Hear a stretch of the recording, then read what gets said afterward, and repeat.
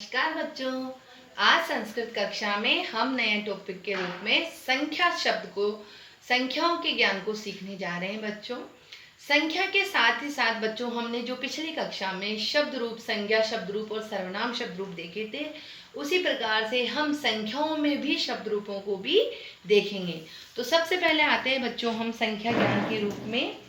सबसे पहले बच्चों हमारे 1 और 2 और 3 4 हम देखें संख्या हमारी 1 2 3 और 4। ये जो अंक है बच्चों 1 से 4 तक की संख्या के हमारे जो अंक हैं, इनके रूप पुल्लिंग, स्त्रीलिंग और नपुंसकलिंग तीनों में इनके रूप भी चलते हैं। सबसे पहले हम ये जानें, पुल्लिंग में एक को कहते हैं एक है, जैसे होता है ना बालकः है, वैसे एक है। बालकः का मीनिंग भी एक बालक और एक है बालकः का मीनिंग भी एक बालक, ठीक है।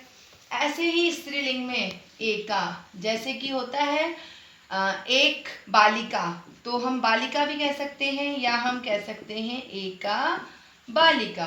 ऐसे ही नपुंसकलिंग में एकम, जैसे हम कहते थे फलम, तो एकम फलम, एक फल। तो इस प्रकार से बच्चों एक की संस्कृत हम एकः एकाः एकम में पढ़ रहे हैं। ये अभी सिर्फ एक को जान रहे हैं हम। पुल्लिंग में रामवत, स्त्रीलिंग में लता के समान और नपुंसकलिंग में फल के समान। आगे देखते हैं बच्चों हम 2 की संख्या। 2 को संस्कृत में पुल्लिंग में कहेंगे द्वौ, द आधा और वह करके द्वौ। तो द्वौ के साथ हम जैसे वाक्य बनाते थे, द्वौ बालकौ, 2 बालक। ऐसे ही स्त्रीलिंग में द्वे, तो वाक्य बनता था द्वे बालिके। और नपुंसकलिंग में भी द्वे, तो शब्द हम बनाते थे द्वे फले, 2 फल। ऐसे ही 3 की संख्या देखें हम बच्चों। 3 की संख्या पुल्लिंग में बनेगी त्रय, तो हम वाक्य बनाएंगे पुल्लिंग में त्रयः बालकाः। ऐसे ही 4 को कहते हैं बच्चों पुल्लिंग में चत्वारः, तो हम त्रय की जगह हम यहाँ पर चत्वारः बालकाः भी करें तो एक ही बात है, क्योंकि 3 4 से हमारे ये शब्द हो गए हैं बहुवचन में। अब आगे आते हैं स्त्रीलिंग में। स्त्रीलिंग में कहते हैं बच्चों इसको स्त्रीलिंग में तिस्रः, तो इसको थोड़ा सा बच्चों लिखने का ध्यान रखना, 30 है और ये र इस तरह से हो जाता है। कई बच्चे इसको तिस्त्र पढ़ते हैं, जो कि ये नहीं है। तिस्र यानी 3 और ऐसे ही चतस्र है यानी 4। तो बहुवचन में हम अगर अनेक लड़कियां, 3 लड़कियां या 4 लड़कियों की बात कर रहे हैं, तो शब्द बनेगा तिस्र या चतस्रः बालिकाः। इसी प्रकार अंतिम वर्ण हमारा 3 में बच रहा है नपुंसकलिंग में त्रीणि और चत्वारि, तो शब्द क्या बनेगा इसके आगे मैं यही लिख देती हूँ आपको फलानी। तो आप यहाँ देखेंगे बच्चों संस्कृत में संख्या ज्ञान के रूप में एकः बालकः, एका बालिका, एकम फलम, एक की संस्कृत एक वचन में, द्वौ बालकौ द्वे बालिके द्वे फले, 2 बालक 2 बालिकाएं 2 फल। ऐसे ही त्रय या चत्वारः बालकाः, तिस्र या चतस्रः बालिकाः, त्रीणि फलानि या चत्वारि फलानि। तो बच्चों 1 से लेकर के 4 तक की संख्या शब्द रूप हमारे तीनों लिंगों में अलग अलग चलते हैं। इसके बाद बच्चों हम जो भी शब्द हम देखेंगे 5 से लेकर के आगे, तो वे सभी बहुवचन में काउंट होंगे, क्योंकि 3 से आगे सब बहुवचन हो गया। तो 5 की संस्कृत क्या होगी पंच, स्त्रीलिंग में भी पंच है और नपुंसकलिंग में भी पंच है। जैसे वाक्य देखिए, पंच बालकाः, पंच बालिकाः, पंच फलानी। ऐसे ही 6 की संस्कृत होती है षट, तो षट से हम करेंगे षट बालकाः, षट बालिकाः, षट सेम है, मैं डॉट लगा रही हूँ। नपुंसकलिंग में भी षट, तो यहाँ से हम आगे सेम लिखते जा रहे हैं एक ही जगह। सप्त, 7 वही बहुवचन में। 8 है तो अष्ट, और 9 है तो नव। इसके आगे हम देख रहे हैं बच्चों, यहाँ से ये इरेज कर रही हूँ मैं वाक्यों को। आपको 1 से लेकर के 4 तक के वाक्य तीनों लिंगों में करने हैं। 9 के बाद आता है 10, तो 10 को हम हिंदी वाले में दसा कहते हैं, संस्कृत में हम कहेंगे दश। इसके बाद हम देखते हैं बच्चों 11, 11 को कहेंगे 1 + 10 मिलाकर एकादश है। 12 है द्वादशः, 13 त्रयोदशः, 14 है चतुर्दश है। तो यहाँ पर ध्यान रखेंगे बच्चों, चतुर्दशे में र का बिंदु का थोड़ा ध्यान रखना होगा। इसके आगे मैं इधर लिख देती हूँ आपको, ये सभी के तीनों लिंगों में कॉमन चल रहा है, तो यहाँ से हम पुल्लिंग स्त्रीलिंग नपुंसकलिंग नहीं लिख रहे हैं। 15 है तो हम कहेंगे पंचदश। 16 पे ध्यान रखना है, हमें क्या कहना है यहाँ पे, षोडश। फिर है 17 सप्तदश। 18 है अष्टदश, इसको कई अष्टादश भी बोल देते हैं, कोई दिक्कत नहीं है, आप अष्टदश लिखेंगे तो भी ठीक है और अष्टादश भी ठीक है। बोलने में अष्टादश हमें सही लगता है तो हम अष्टादश कर लेते हैं। चतुर्दश, पंचदश, षोडश, सप्तदश, अष्टादश। उसके बाद बच्चों 19 की बात धरिए।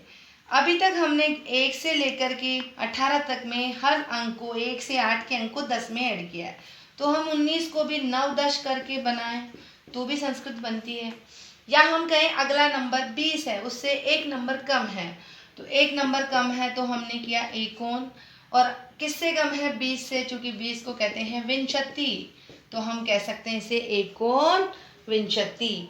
तो एकोन विंशति का मतलब भी क्या हो गया, 19। उसके बाद आता है बच्चों 20, 20 का मतलब क्या हो गया, विंशति। कई बच्चे शय पर बिंदु लगा देते हैं और बोल देते हैं विसंति विसंति करके, इस तरह बोल देते हैं, तो वो हमें यहाँ पर नहीं बोलना है। बच्चों 1 से 20 की संख्या आपको अच्छे से लिखनी है, याद करनी है। इसके आगे हम जैसे 11 से 19 तक लाए वैसे अंक को ऐड करना है और अगले नंबर को वहाँ लिखना है।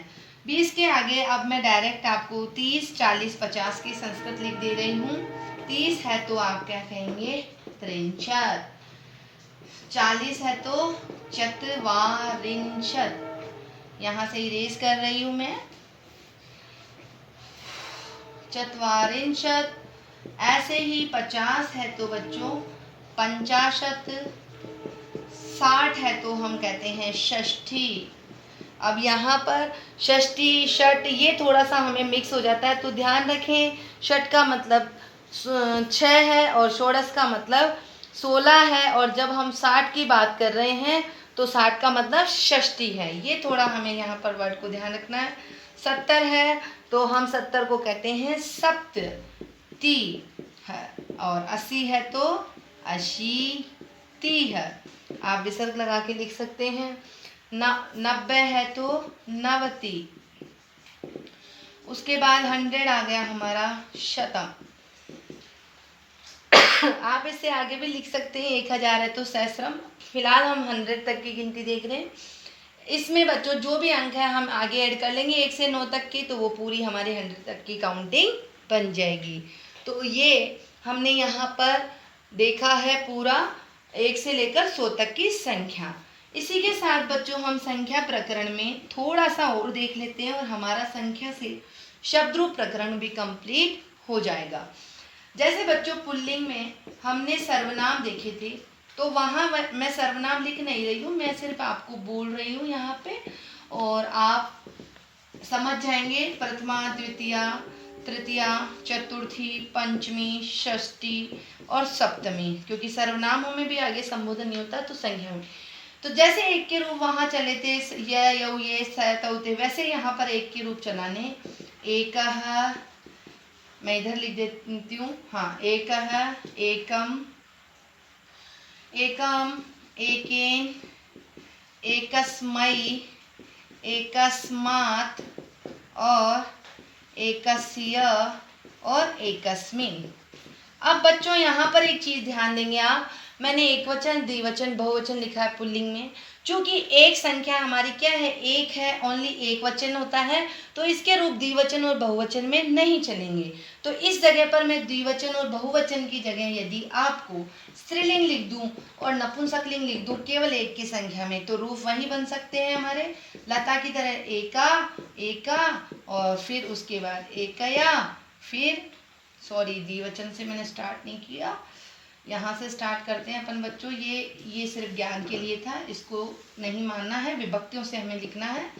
एका, एकाम, एकया और एकस्यई, और उसके बाद एकस्याः, अगेन रिपीट, और एकस्याम। सेम लता की तरह हमने रूप चलाया, या तत्शब्द रूप की तरह, जो भी है एक वचन वाली रूप। नपुंसकलिंग में बच्चों बहुत ही आसान, एकम, एकम, और बाकी तृतीया से लेके सप्तमी तक सेम ये हमारा यहाँ पे रिपीट हो जाएगा। तो हम यहाँ पर एक की काउंटिंग देख चुके हैं। इसी प्रकार बच्चों अब हम देखते हैं हमारी दो की संस्कृत में काउंटिंग। दो की काउंटिंग भी बड़ी आसान है बच्चों। दो भी द्विवचन में होगा, पहले तो ध्यान रखिए द्विवचन में है। प्रथमा में पुल्लिंग है तो द्वौ द्वौ, स्त्रीलिंग है तो द्वे द्वे, और नपुंसकलिंग है तो द्वे द्वे। ठीक है, ये कॉमन है। उसके बाद यहाँ तीनों में ही, यहाँ तीनों चारों में ही सेम सेम होता है। तो मैं एक जगह लिख रही हूँ, आप समझने के लिए रखिए बच्चों, द्वाभ्याम, द्वाभ्याम, द्वाभ्याम, और द्वयोः, द्वयोः, चाहे वो पुल्लिंग हो, चाहे वो स्त्रीलिंग हो, चाहे वो नपुंसकलिंग हो। तो इस प्रकार से बच्चों हमने दो की काउंटिंग तीनों लिंगों में भी देखी। अब बात करते हैं हम 4 और 5 की। तो बच्चों यहाँ से ध्यान रखिए, अब 4 और 5 चूंकि बहुवचन में होते हैं, तो वहाँ पर रूप अब इनके बहुवचन में चल रहे हैं। ठीक है, सबसे पहले हम बहुवचन में पुल्लिंग के रूप देखते हैं।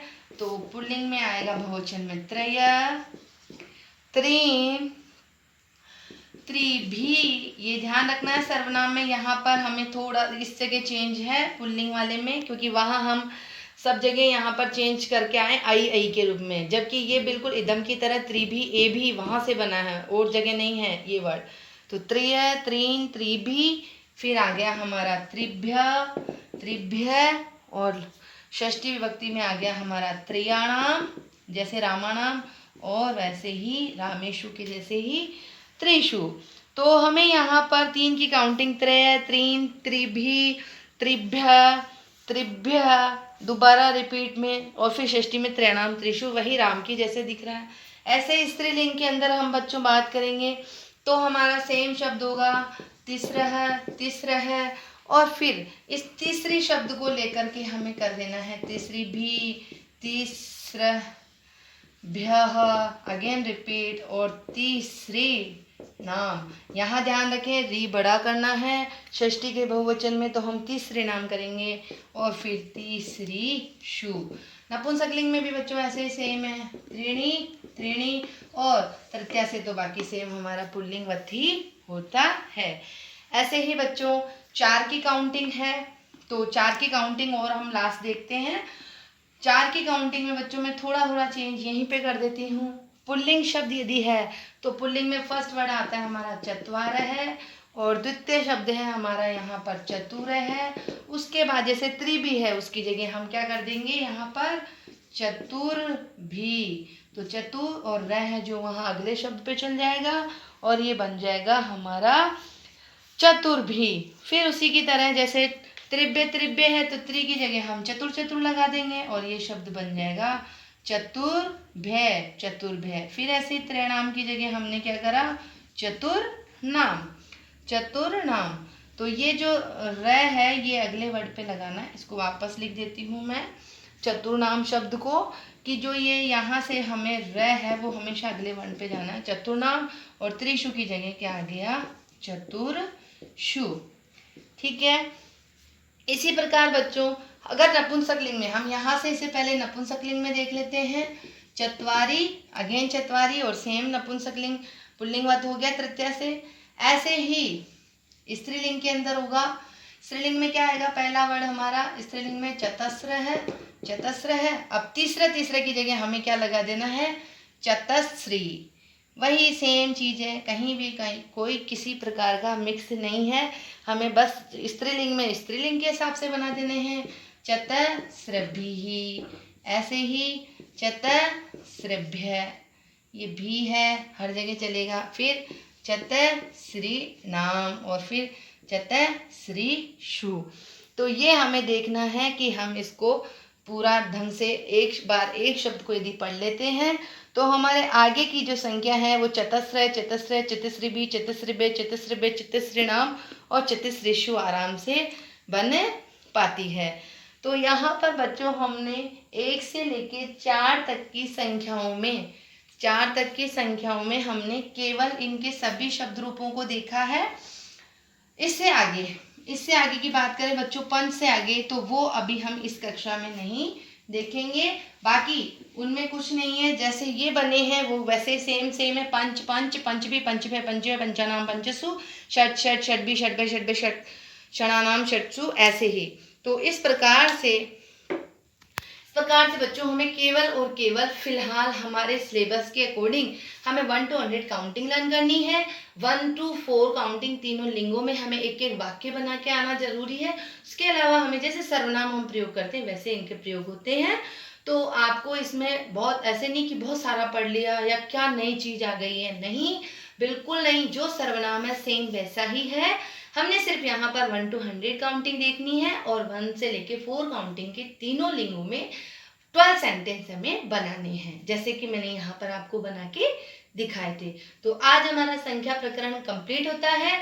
और बच्चों एक बात मुझे बहुत जरूरी बतानी कि जिन भी बच्चों ने 9th कक्षा में संस्कृत विषय लिया है, प्लीज वे अपना होमवर्क जल्द से जल्द मुझे वेडनेसडे या थर्सडे तक सबमिट करवाएं, ताकि मुझे ये कंफर्म हो जाए कि वे बच्चे संस्कृत में ही हैं और उनके पास हिंदी विषय नहीं है। नहीं तो फिर मेरी लिस्ट में वो हिंदी में चले जाएंगे और संस्कृत में नहीं रह पाएंगे। तो मुझे बाद में दिक्कत हो और आपको भी दिक्कत हो कि आपका वर्क इनकम्प्लीट रहे संस्कृत में, तो वो हम दोनों को ही ना हो। इसलिए प्लीज अपना संस्कृत होमवर्क टाइमली सबमिट करवा दीजिए टिल थर्सडे तक। इसके आगे बच्चों अगला नया टॉपिक अगली कक्षा में। धन्यवाद।